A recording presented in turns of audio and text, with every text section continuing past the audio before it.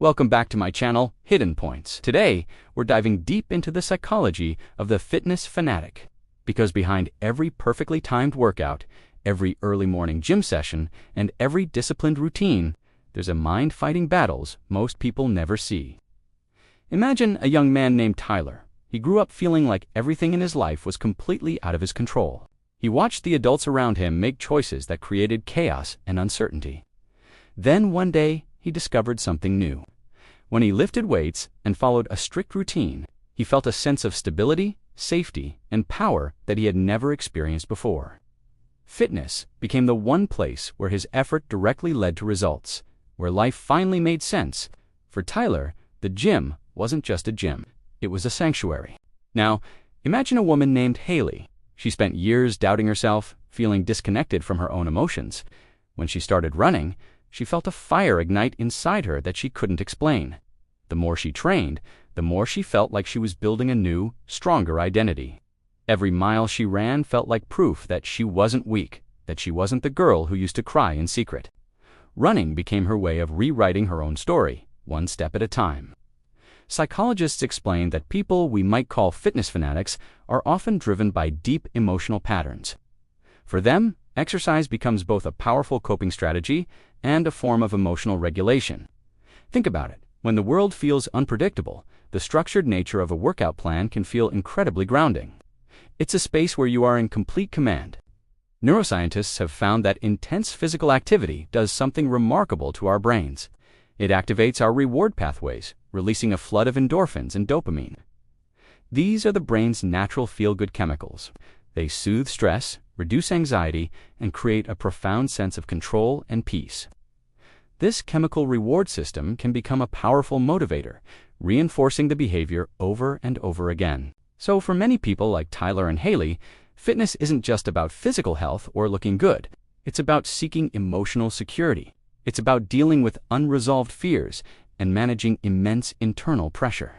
It's a way to quiet the noise inside their heads. The physical burn of a workout can feel more manageable than the emotional burn of anxiety or social psychologists add another layer to this. They say that fitness fanatics often have a high need for mastery and a strong desire to shape their environment. In a world where so much is outside of our influence, shaping the body can feel like shaping the self. It's a tangible, visible representation of one's own will and determination. Every defined muscle and every new personal record becomes a trophy of self-control. Researchers who study motivation have found that people who train with such intensity are often balancing powerful psychological forces. These can include deep-seated anxiety, relentless perfectionism, and a crippling fear of failure. Sometimes, there's an underlying belief that rest is a form of weakness, that to stop moving is to let the chaos back in. This creates a mindset where movement feels safer than stillness, and the sound of your own heavy breathing feels less scary than silence.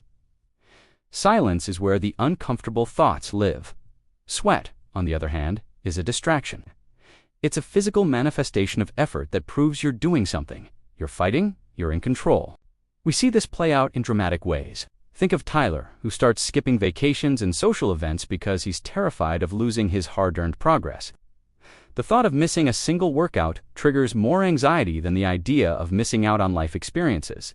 Or think of Haley, forcing herself to run even when she's physically and emotionally exhausted. She's not listening to her body's need for rest. She's listening to the inner voice that tells her she must keep going to prove her strength. These moments reveal the hidden emotional cost underneath all that discipline. And yet, the psychology of the fitness fanatic isn't just a story of struggle. It's also a powerful story of transformation, of resilience, and of the incredible human desire to rise above our circumstances.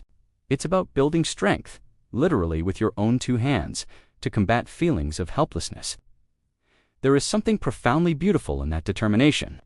When psychologists work with individuals like this, the goal isn't to take away their love for fitness. Instead, it's to help them understand the difference between empowerment and escape. Fitness can be an incredible tool for healing, but only when it's balanced with emotional awareness and healthy boundaries. It's about using the gym to enhance your life, not to hide from it. The breakthrough happens when Tyler learns that a sense of control can also come from open communication with loved ones, not just from lifting heavier weights.